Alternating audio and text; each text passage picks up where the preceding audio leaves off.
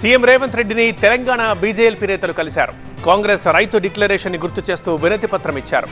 9 అంశాలను ప్రస్తావించారు బీజేఎల్పీ నేతలు.